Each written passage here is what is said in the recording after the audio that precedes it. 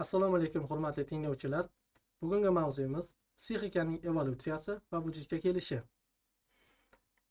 Mavzuyimiz 3 ta rejadan iborat. Birinchi rejamiz inson psixikasining umumiy qonuniyatlari va funksiyalari. Ikkinchi rejamiz inson psixikasining tizimi. Uchinchi rejamiz evolyutsiyada tabiiy tanlanishning o'rni. Inson psixikasining umumiy qonuniyatlari va funksiyalari. Inson psixikasining umumiy qonuniyatlari, tizimi va funksiyalari psixikani o'rganish qator boshlang'ich boshqaruv nizomlariga asoslangan tamoyillarga tayanadi. Bu tamoyillar tadqiq etilayotgan obyektni mazmunli bayon etish, tajriba ma'lumotlariga ega bo'lgan muolajalarni rejalashtirish, ularni umumlashtirib, izohlash, shuningdek, ilmiy farazlarni ilgari surib, ularni tekshirish imkonini beradi. Psixologiyaning asosiy metodli tamoyillari sifatida quyidagilar ko'rsatilgan. Birinchisi determinizm tamoyili, ikkinchisi ong va faoliyatning birligi tamoyili, uchinchisi psixika va ongning faoliyatini rivojlantirish tamoyili. Demak, birinchi tamoyilimiz determinizm tamoyili. Bu tamoyilga asosan barcha mavjudliklar ma'lum sabab qonuniyatiga ko'ra paydo bo'ladi, o'zgaradi va nobud bo'ladi.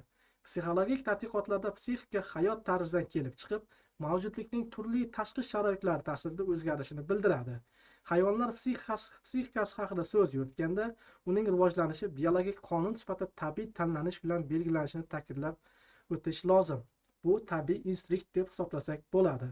Odam psixikasini oladigan bo'lsak, inson ongi kelib chiqishining shakli va rivojlanishi oxir-oqibat hayot uchun zarur moddiy vositalarni ishlab chiqish usulining rivojlanish qonunlari bilan belgilanadi. Determinizm tamoyilining kelib chiqish xulosasi sifatida inson ongining ijtimoiy tarixiy xususiyatini tushunish xizmat qiladi. Bu bilan biz hayvonlarni instinkt sifatida hayot tarzini misol qilsak, insonni hayvonlardan asosiy farq qiladigan xususiyatini bu ong deb olamiz. Ikkinchi tamoyilimiz ong va faoliyatning birligi tamoyili. Ong va faoliyat uzviy birlikni tashkil etadi, lekin ular bir-biriga aynan o'xshash emas. Ong faoliyat jarayonida uning ichki rejasini, dasturini hosil qilgan holda shakllanadi. Aynan ongda voqelikning harakatchan ko'rinishlari yuzaga keladi. Ular yordamida inson atrof muhitga o'z yo'nalishini anglay oladi. Ong va faoliyatning birligi tamoyili ruhshunoslarga xulq-atvor faoliyatni o'rgangan holda samarali maqsadga muvofiq harakatlarning ichki psixologik mexanizmlarini anglash, ya'ni psixikaning obyektiv qonunlarini ochib berish imkonini beradi. Psixika va ongning faoliyati rivojlanish tamoyili bu uchinchi tamoyilimiz hisoblanadi. Ushbu tamoyil psixika haqida uning faoliyat jarayoni va natijasi sifatida uzluksiz rivojlanishda ko'rib chiqilgandagina to'g'ri tushuncha hosil bo'lishini bildiradi. Har bir psixik hodisaning tadqiq etilishi shu hodisaning aynan hozirgi vaqtda tegishli bo'lgan xususiyatlarining ta'rifini, yuzaga kelish va shakllanish tarixini, shuningdek rivojlanish istiqbolini o'z ichiga olgan bo'lishi kerak.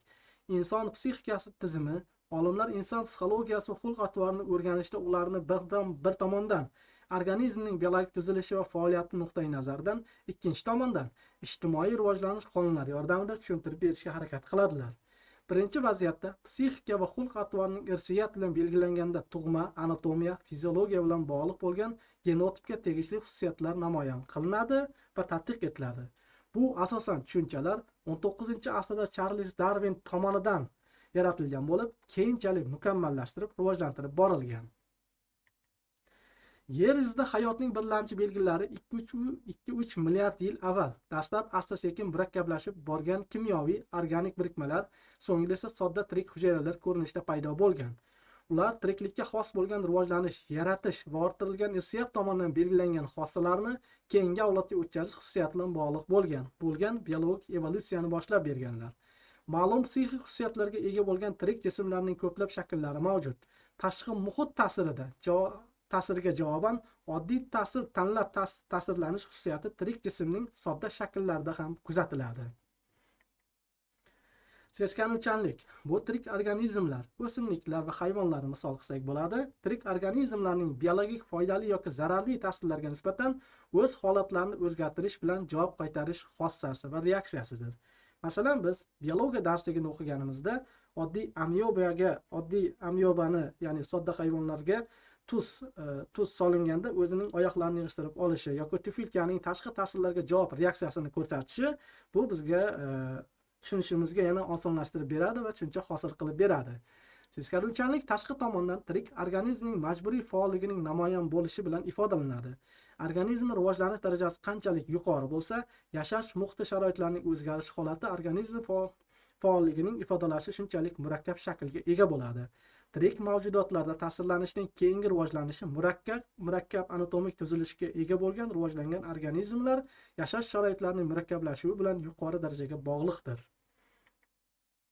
E'tiboringiz uchun rahmat.